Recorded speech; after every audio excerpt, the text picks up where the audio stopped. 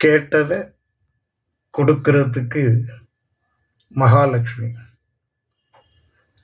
கேட்காம கொடுக்கறதுக்கு சந்தான லட்சுமி, எப்பவும் நாம வளமா இருக்கிறதுக்கு கஜலட்சுமி, தைரியத்தை கொடுக்கறதுக்கு தைரியலட்சுமி. இப்படி 8 லட்சுமிகள் அவதாரம் எடுத்து இந்த பூமியை பரிபாலனம் செய்கிறது. அப்போ நாம எந்த லட்சுமியை வேண்டணும்? வீரலட்சுமியா?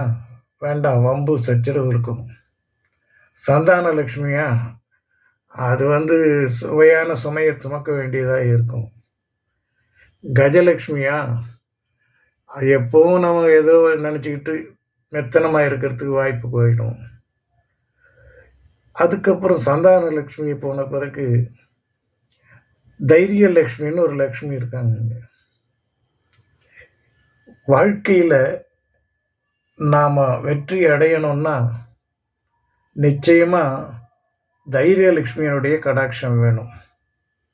அந்த தைரியலட்சுமியை வணங்குவதற்கு நாம எல்லோரும் மகாலட்சுமியினுடைய அஷ்ட அவதாரங்களில மிக மிக முக்கியமானது மனிதனுக்கு தன்னம்பிக்கை தரக்கூடிய தைரியலட்சுமியை வணங்குவோம்.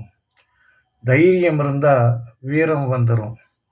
வீரம் வந்தா நம்மை சுற்றி 4 பேர் இருப்பாங்க. 4 பேர் இருந்தா சம்பத்து கிடைச்சிடும். சம்பத்து இருந்தா சந்ததிகளும் நமக்கு தானா வந்து சேரும்.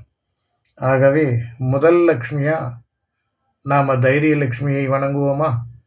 வாங்க எல்லாரும் சேர்ந்து மகாதேவ்யை சவித்மஹே விஷ்ணு பத்னை சதீமஹி தன்னோ லக்ஷ்மி பிரச்சோதயாத்.